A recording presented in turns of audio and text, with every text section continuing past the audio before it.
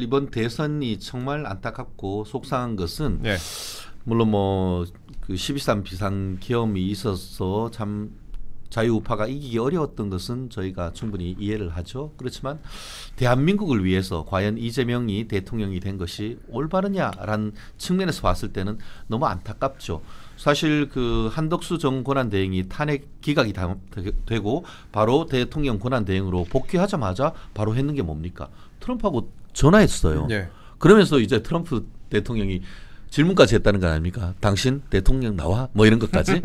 만에 어떻게 보면 역사의 가정이 없습니다만 윤 대통령에 대한 그 탄핵이 기각되거나 아니면 이번 그 대선에서 국민의힘 후보가 당선됐으면 벌써 제가 봤을 때는 트럼프가 10번은 전화를 했을 것이고 네. 대통령이 벌써 가서 트럼프 대통령 만났을 것이라고 저는 확신할 수가 있습니다. 그런데 이재명 대통령 당선 이후에 바로도 아니고 3, 4일 지나가지고 겨우 한번 통화를 했고 그 다음부터 감감무소식 아닙니까?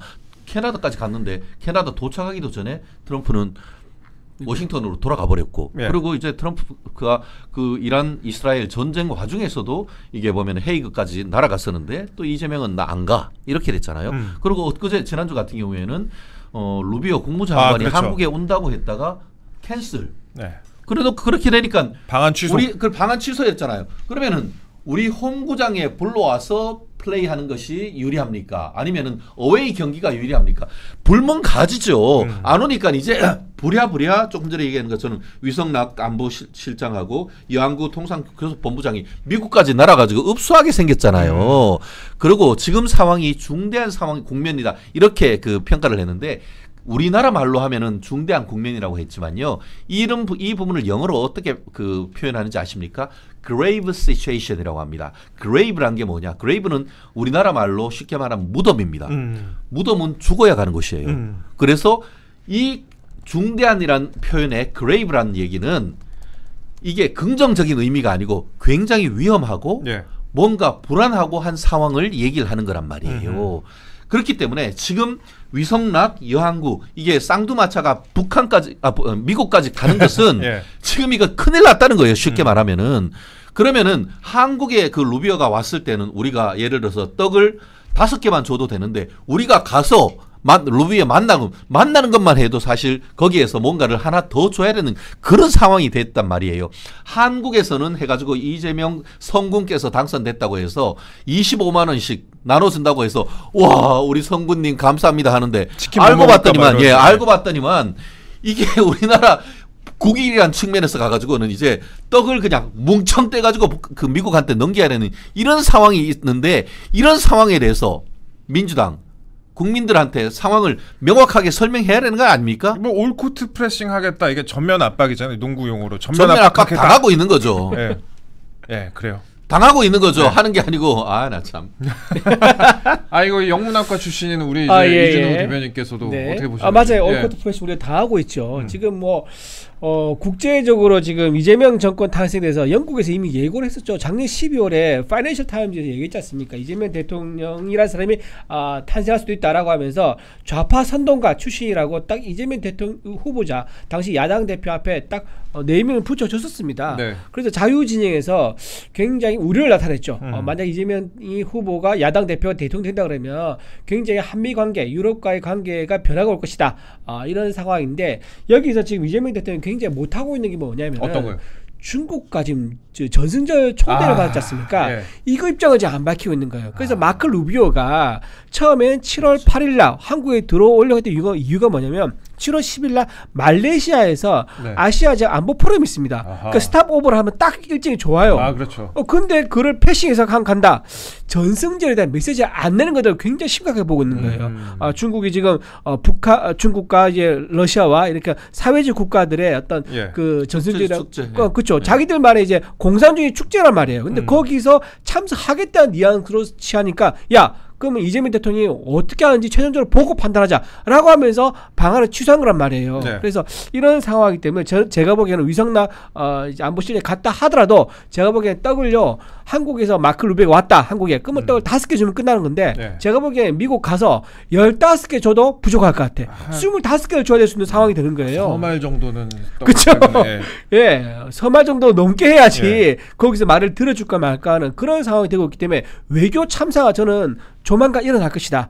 외교 참사는 제가 보면 기업에는 치명적입니다. 이거는 사실 그 관세라는 거는 그 우리나라 기업에 굉장히 치명적이거든요. 그렇죠. 지금 뭐 지지율이 많이 올라갔다. 오늘 뭐 리얼미터 같은 거 보니까 60%를 넘었다. 대통령의 지지율이 60%를 넘었다 이러는데 또 관세 관련된 부분에서 우리나라가 안 좋은 상황에 처해지게 된다면은 또 지지율 같은 거는 우리나라 이제 그 경제하고 굉장히 관련된 부분이기 때문에 금방 또 추락할 수도 있는 부분이다라는 그런 관측이 많이 나옵니다. 위성락 실장의 이번 그 과제를 두고 이런 식으로 분석을 하더라고요.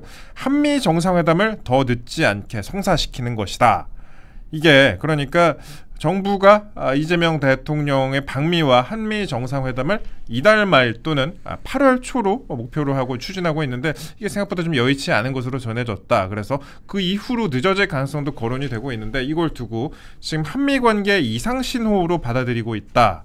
라는 관측이 많습니다. 저도 외교 쪽 계시는 분들께 연락도 돌려보고 이러는데 이 한미 정상회담 늦어지는 것 관련해서 상당히 이상신호로 보는 그런 관측이 좀 나오고 있는 것 같습니다. 지금 위성락 실장 같은 경우는 그래서 이번에 이제 트럼프 행정부 인사들하고 협상을 해서 한미 정상회담 일정을 조금 땡겨야 되는 그런 지금 과제를 안고 갔는데 그런데 지금 전승절 문제가 지금 또 하나가 있는 상황이고 그 다음에 제가 보니까요 미국이 중국하고 일본 대사는 지금 일찌감치 임명을 했다고 합니다. 근데 아직도 우리나라 주한 미국 대사는 아직도 임명을 하지 않고 있어요. 아직도 대사 대리 이런 상황인데 이것도 굉장히 눈여겨봐야 되는 상황 아니겠습니까? 이재명 정부의 반미 3당 콤보 이런 키워드가 나오는 것 같습니다. 예. 무슨 말씀이냐? 이재명 대통령 자체가 그 6.25 때 미군이 한국에 들어오고 했는 것을 어떻게 보면은 점령군 이런 식으로 평가를 했잖아요. 그렇죠. 예. 그러면서 중국에 대해서는 쉐쉐 이런 식으로 얘기를 하고 있는 이재명 대통령 자체가 어떻게 보면 반미주의자 같은 그런 느낌이 강한 것이고 더불어서 국무총리 누가 어떻습니까? 옛날에 미문화원 그 방화 사건 배후다라고 해서 실질적으로 좀 처벌도 받고 했었던 건 아니겠습니까? 거기다가 이제는 당 대표 후보의 유력 주자가 누굽니까? 정청래 의원 아닙니까? 거기는 미 대사관 관저에 사제폭탄 들고 들어가고 했던 그런 부분 아닙니까? 그러면은 이게 그 민주당과 이재명 정부의 그 삼두 정치 뭐 옛날에 얘기하듯이 3대 거두가 대통령, 총리, 민주당 당대표인데 셋 다 반미 어떻게 만들려고 해도 의도적으로 만들려고 해도 이런 콤보가 만들어지기 쉽지 않을 건데 그렇죠. 이런 상황을 미국이 모르겠습니까? 정보가 전 세계에서 가장 어떻게 보면 정보가 빠른 미국에서 이런 부분에 대해서 특히 트럼프 같은 경우에는 오른쪽에서도 상당히 오른쪽에 있는 분인데 한국에서 사실은 그 한국 이외에는 특히 유럽 같은 경우에도 보면은 한 5년 10년 전만 해도 좌파 흐름이 강했지만 좌파한테 맡겨봤더니만 경제 폭망되고 그러면서 이제 점점 우측으로 정부가 오는 것이 유럽 외에도 다른 데도 다 그래요. 그런데 유독 혈맹이다라고 하는 한국만 어떻게 봤더니만 윤 대통령 파면시켜버리고 그러고 나서 좌파 쪽으로 가고 단순히 좌파가 문제가 아니고 반미의 극치를 달았던 사람들이 그 정부의 핵심 요직을 맡고 있다고 하면은 얼마나 거기에 대해서 손을 내밀고 싶겠어요.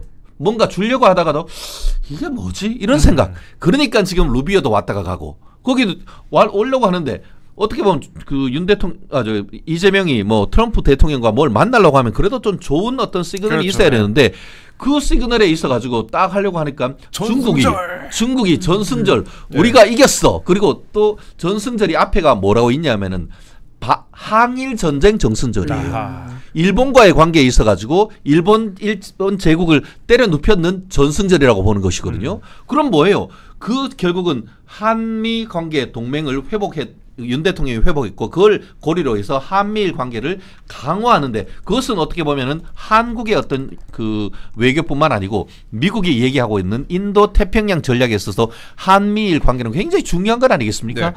그런 상황에서 이것을 이간질을 하려고 하는 중국 결국 이것을 그 한미일 관계가 강해지려고 하는데 거기에 이리 와 이렇게 된 거 아닙니까? 거기에서 한번 가볼까 하는 그런 흐름이 있다 보니까 미국에서는 거기에서 야 루비오 다시 돌아와 이렇게 된 거잖아요. 이렇게 읽는 것이 네. 좀 더 합리적인 거 아닙니까?